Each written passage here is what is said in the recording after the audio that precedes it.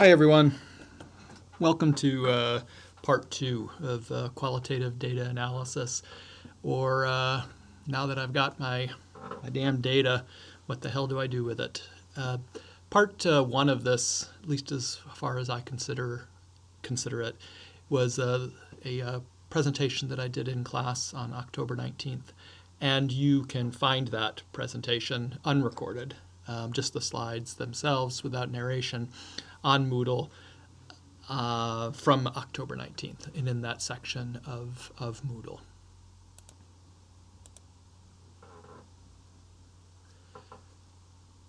What I really want to focus this on is some more useful analytical devices or tools for qualitative analysis. The presentation that I'm doing is mostly for the group of students in the class who have devoted themselves, who've decided to devote themselves to analyzing our interview data, the various kinds of interviews that we've done. The techniques that we'll be talking about here aren't, however, limited to analyzing interview data. A lot of the techniques that I'll be talking about are just as useful, for example, for categorizing and analyzing secondary data. In other words, looking across many research reports or things like that and trying to glean the patterns between them and categorizing things between different kinds of reports. A lot of what I'll be covering is good and useful for that also. So in this presentation, as I said, I will look at presenting to you some very concrete tools for narrative data analysis for interviews and other kinds of studies.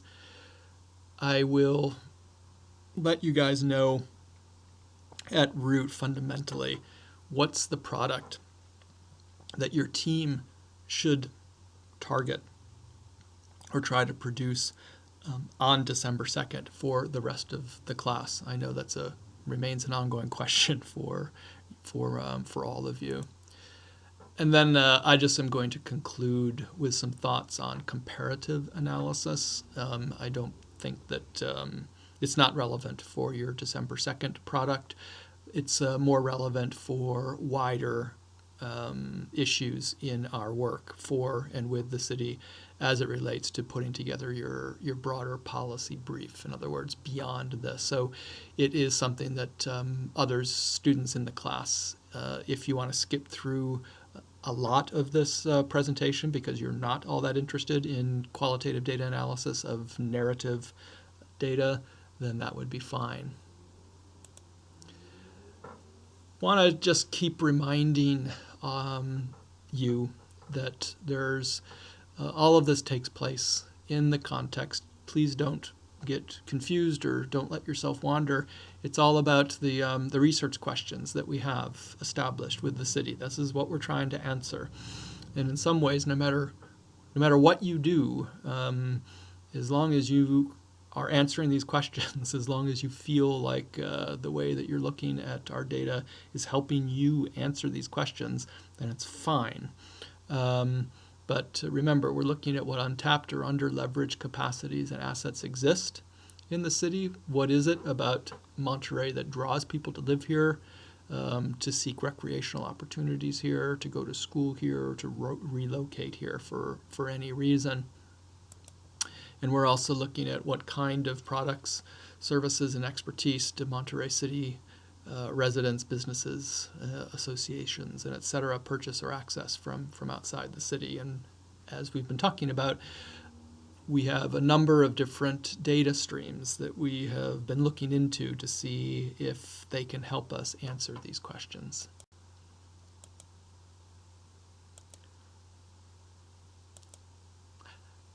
And as we've already talked about before, there's a relationship between these questions. In other words, what untapped or under-leveraged capacities and assets exist, what kinds of products, services, and expertise do residents, businesses, and associations access from elsewhere?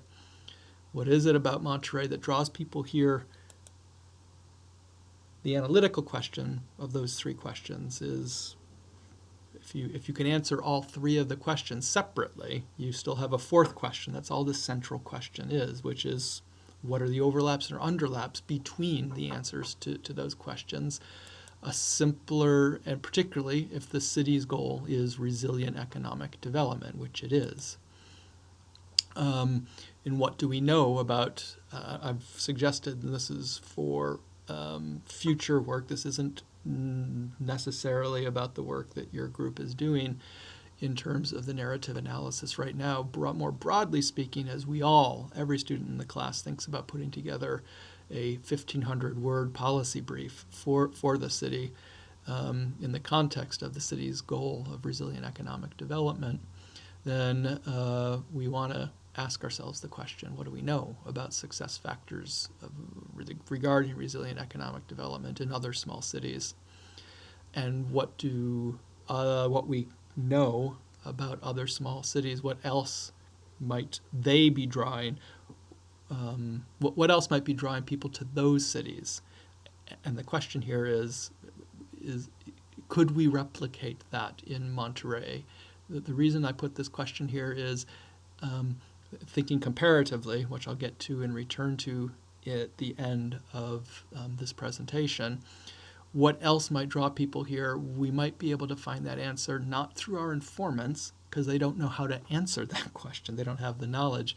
But we might be able to see from other studies and secondary research, secondary data, not the primary data that comes from our informants, what else might draw people here. Same thing, what else might be made available locally that would surprise residents? I say surprise residents. Once again, while we have data from people, they don't know what they don't know. And so in terms of broadly answering these questions in a really professional and responsible way, we may be able to say things to the city that their own residents don't say. And finally, the same thing over here. What else might be assets or capacities that nobody is seeing right now?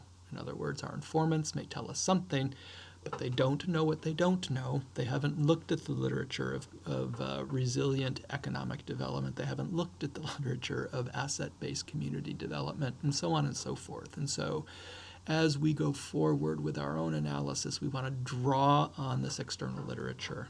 That's why we looked at it to begin with. I know that the central question here had produced some confusion in class last week.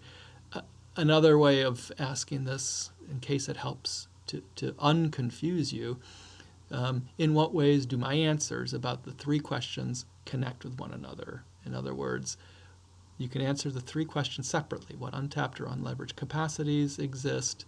What kinds of products and services are being accessed elsewhere? What draws people here? You can answer all three of those questions separately, but in terms of what we're doing for the city, we have to then say, so what? So what in terms of our answers to these questions? In what ways do the answers to those questions in the three boxes, how do we bring them together to form an argument? Make sure, I want to go back to this frequency response table to see. I want you to see what I did at the very end. I kind of just skipped over that. If you're looking down at the bottom table where it has what other cities have done about this, and I was talking about being creative with the columns, this is one way that you could be creative, just going beyond and saying what other supporting triangulating data is related to this response. Again, it doesn't have to be cities. It could be anything. It could be any kind of supporting triangulating data that you go, that's interesting as a response because I also see it related to, it could be related to other of our research questions and so on and so forth. But you can just bring it right into this table so you start making connections. But you could also bring in disconfirming data into the same table. You could say, so respondents seem to be saying X, Y, or A, B, or C. However, we have data from other data streams that seem to contradict this. Let's get this back up and going.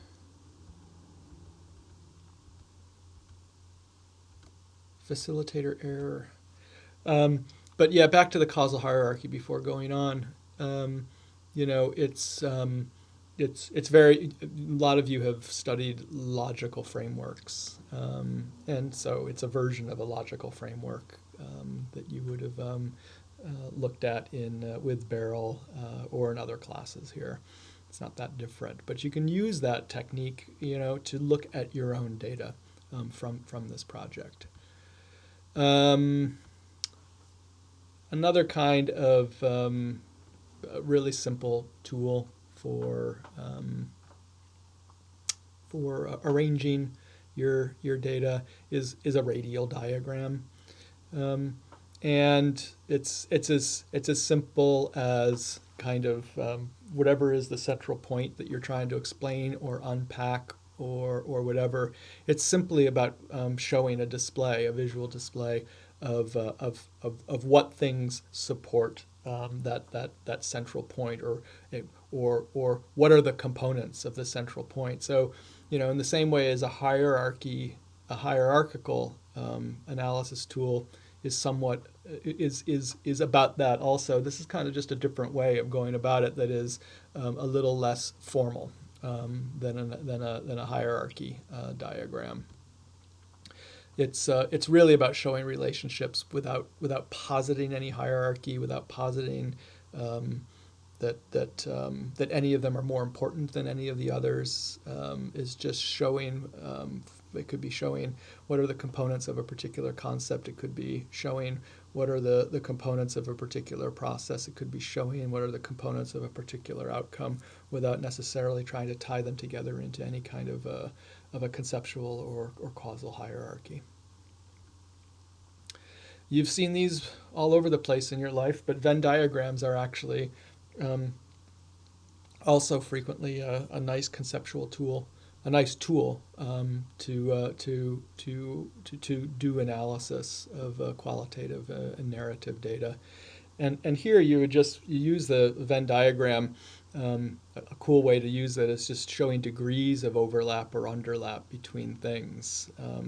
One of our meta question, going back to that confusing central question of overlaps and underlaps between the three principal research questions. But this, you could use a Venn diagram to show qualitatively overlaps between answers to those three questions. And you can do fun stuff like just change the relationship of the circles to one another to show distance or overlap. You can change the size of circles to indicate that something is bigger or smaller than the other circles. All of this, this isn't quantitative stuff, if I can put it that way. It's all, very, very, very, very sort of gut instinct based on what you're pulling out of your data. But a Venn diagram, if it's supported, again, with the evidence, can be a really useful and riveting visual, and in addition, just a way of pushing yourself to see the data. In other words, if you said to yourself, how might I take this data that I'm looking at and put it into a Venn diagram, even if you'd never thought of it before, just the mere act of Venn diagramming your data in various ways will help you look at it in new ways. Whether they're useful or not in the long run, you don't know. But trying to attack your data with numerous analytical tools and numerous analytical frameworks is really something that you want to be doing. It's what good analytics, it's how good qualitative analytics actually happen. Another common kind of analytical tool for narrative data are cycle or process diagrams, and these can take many forms. You can look at them as sort of related cogs in a wheel, with some affecting some in one direction, some affecting some in another direction. You can think of if it's important, you can think of a processual loop, which you see in the upper right hand side of the screen, where one element leads to a second, to a third, to a fourth, to a fifth. It might be it might be interesting, for example, if we're interested in what draws people to come to Monterey, maybe the interview data shows that it's actually a multi-step process. Maybe there's something processual about that we can lay out and say, it's not just a single choice. It's step 1, step 2, step 3, step 4.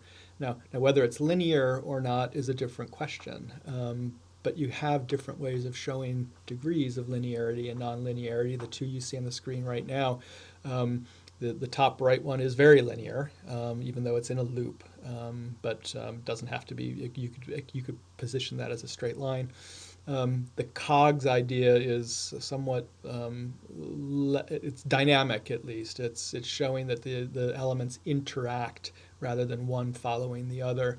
And then, of course, and again, I think many of you have studied systems thinking here at the Institute, but causal loop diagrams are a much more sophisticated way of trying to see how your data may be related in a causal fashion.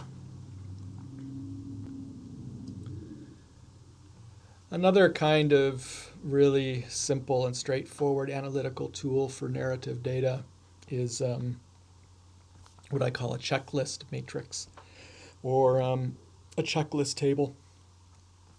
And this, down the left-hand side, once again, whatever is your key insight or finding, whatever you think is interesting about what you're seeing in the narrative data, you list it on the left-hand side. Next, you show examples of this insight or finding, and once again, you can limit yourself to the interview data. Here too, you could be embedding killer quotes. But you could also be drawing in examples from other sources that all combine. So you could either use this simply and only for your narrative data and interviews, or you could actually use this as a synthetic analytical tool that allows you to look across all of our data streams in the study to date. When I'm using a checklist matrix or a checklist table, I usually use a column such as how important do I think this insight or finding is. In other words, there's levels of degree of importance when it comes to insights and findings. Some are rather minor. Some are obviously major. Sometimes you don't know their import necessarily.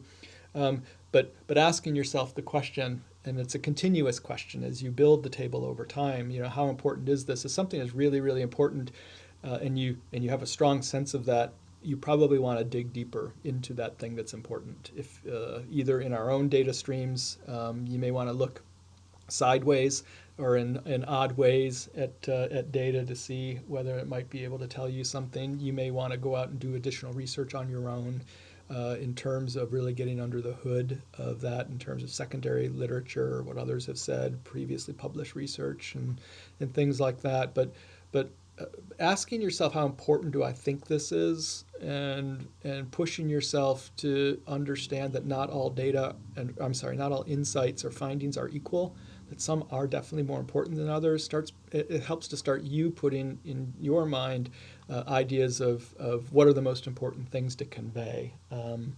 I also think that this also helps in terms of collapsing data categories. You'll find if you go through this exercise perhaps a large series, a series of insights or findings that seem, they're findings, but they don't seem very important.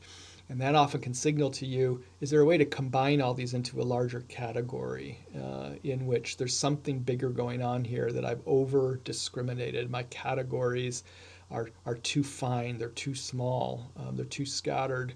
So again, asking yourself the importance question can really lead to some data consolidation and collapsing of categories and identification of what's most important in your data set. So I like this column.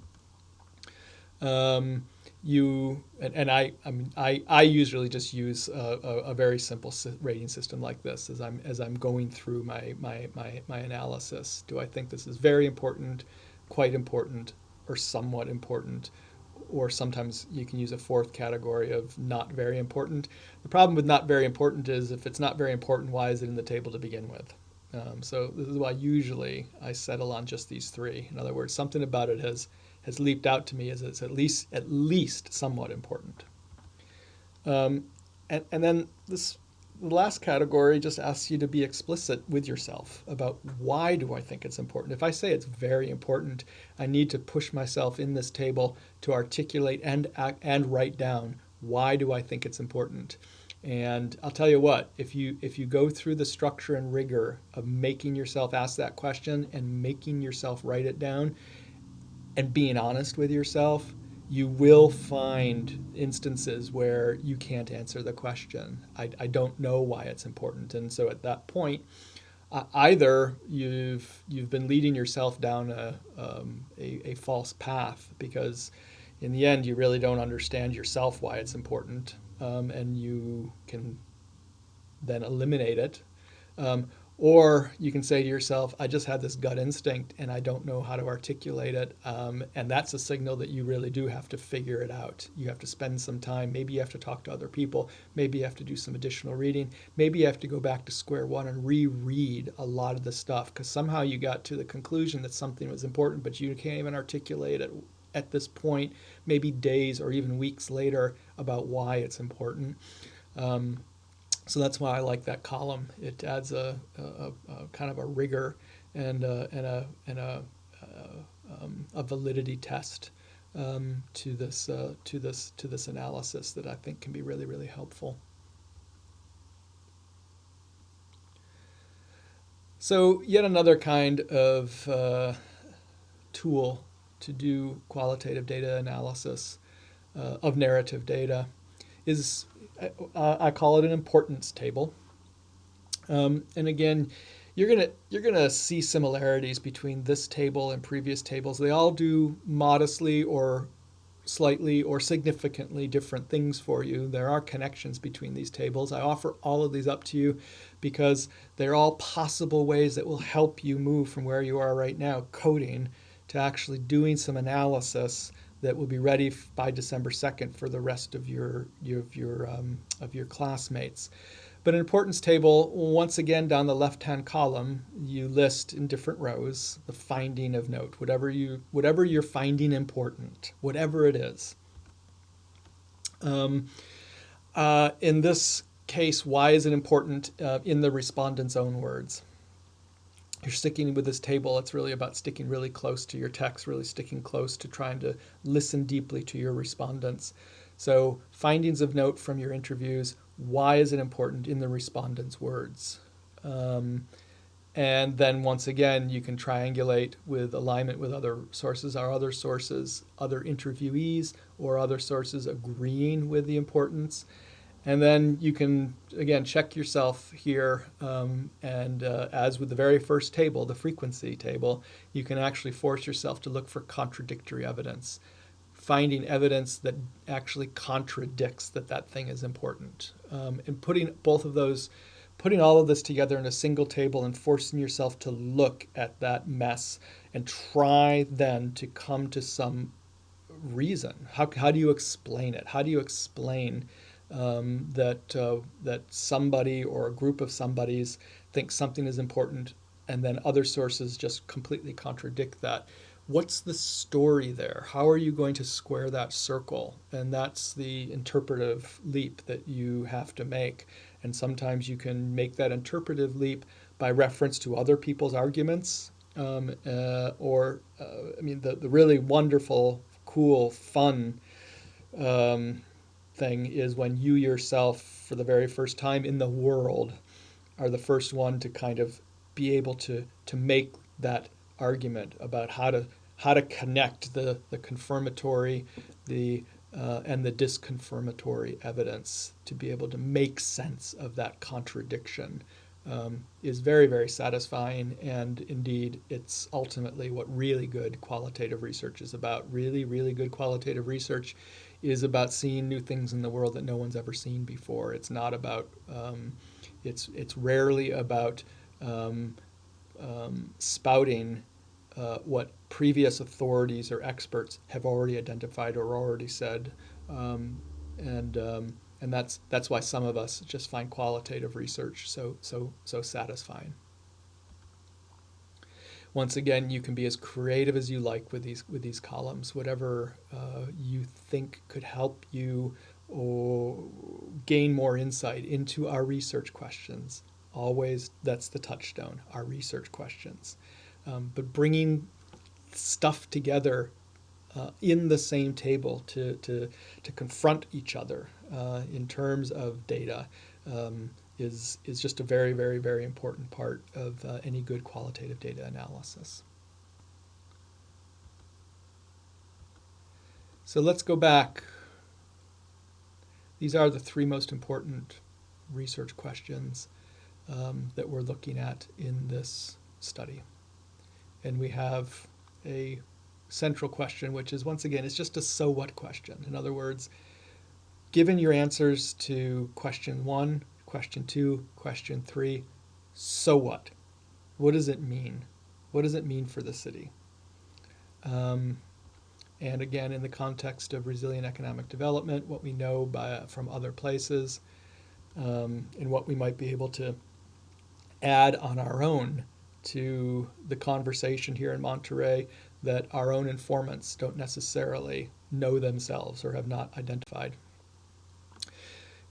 Here's what I want very, very basically, you guys, because I know this is was a major question for you.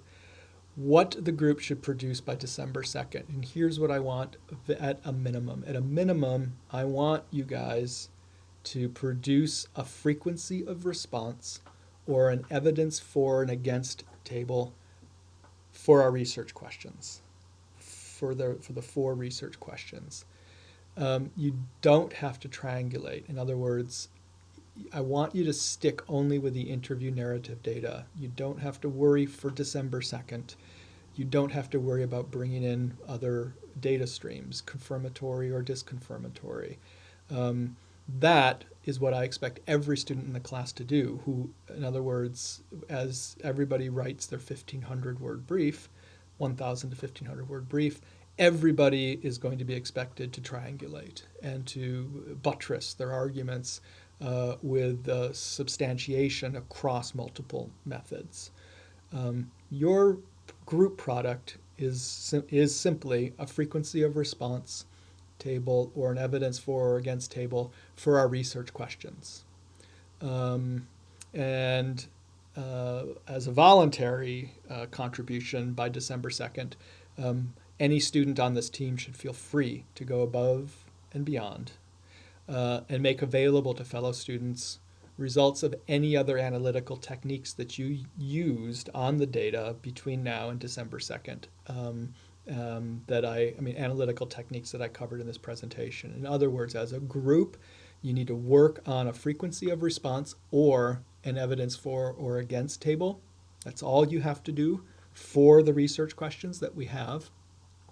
And then as an individual, if you want to help your fellow students even more, or if you're just interested in pursuing, your own additional analysis that beyond that which I'm asking or requiring of the group, and if you want to be kind and helpful to your fellow students, you would make your own analysis using other analytical tools available. So this the product at the end of the day here, after December 2nd, all 19 students in the class will be producing a policy brief, which I've outlined elsewhere. And I really just wanted to use this opportunity to emphasize how important comparison to other places and other research is in this work that you're doing. The data that we're getting from our data streams is what it is, and it's going to be rich in some ways. It's going to be partial in others. If you're simply sticking within the data that we have, it's going to be a fairly weak policy brief, because really robust policy briefs make the evidence from the particular context that you're looking at, it puts it into a larger context so that people, cities in this case, can see themselves in a larger context. So comparison to other places is powerful. It's going to allow you to, A, possibly see the non-existence of forms of social assets. In other words, there may be some really weird absences here in the city of Monterey. Social assets, social capital, soft assets, again, all of those broadly defined that we know from other reports have been capitalized in places like Portland or Vancouver or wherever. It doesn't matter where, and they're not here, and it could be an opportunity to build them. It might not be an opportunity to build them, but thinking about that could be of real high value to the city. The second aspect of this is being able to see economic development opportunities that aren't being taken advantage of here. Once again, I just go back to the phrase you've heard me say over and over again: informants don't know what they don't know. And part of the value that you bring as an analyst and part of the value you bring as a graduate student with a lot of time to read, which nobody in the city planning department has, is your ability to bring into your policy brief that which seems to be working elsewhere and doesn't seem to be being employed, deployed, or implemented here in the city. Now, you want to be careful, of course, in the policy brief, because if it's not being implemented here, it doesn't necessarily mean that no one knows about it. It might very well mean that people had known about it, they've looked at it, they've analyzed it, and they've discarded it. And so you want to be sophisticated in how you make such an argument to the city. This comparison thing can also, thirdly, identify social assets that your informants didn't mention but are nonetheless true or important, making pretty much a similar point that I made earlier. I think of, just in case this doesn't seem concrete enough to you or you're struggling with the broad definition or statement I just made, I think of, just off the top of my head, and this is just very quickly, and I don't know the answers to these questions, but, is the density scale of the nonprofit sector in this city higher or lower than in other small cities? Do we have a robust nonprofit sector here? Or do we have a crappy nonprofit sector here? Because if it's crappy, then it suggests that we've got some really interesting and cool stuff we could do to make our nonprofit sector more robust, and perhaps that's a way of building community capacity in certain ways. So, but to know this, we have to compare it to something, and you can compare it to numbers of nonprofits, types of nonprofits. All of these things are possible, and then arguments made about how the differences actually have meaning or relevance to the city. Is there a difference between the number of small businesses? Remember, small businesses in this country are where 80% of jobs are created. Is there a difference between the number or type of small businesses in Monterey versus other places? Once again, it could be just an interesting opportunity. Or maybe not. If we're basically identical to other cities, it suggests that, or maybe we're better already in terms of this kind of thing. And the broad question here is the vibrancy of our small business sector the same, less, or more than other similar-sized, similarly situated cities? This still is a question. We've looked at some data. But this still is a question that's worth looking into, even if we're not gathering primary data or analyzing secondary data sets, quantitative data sets that we've been looking at. You still could be looking into this question in terms of looking for other studies that have been done on this. A third, example I think of is, are there ways that other cities have leveraged resources that we know we have in Monterey, but which doesn't appear to be happening here? Once again, that leads to, if we knew that, it could lead you to some pretty interesting policy recommendations to the planning department as you put together your policy brief.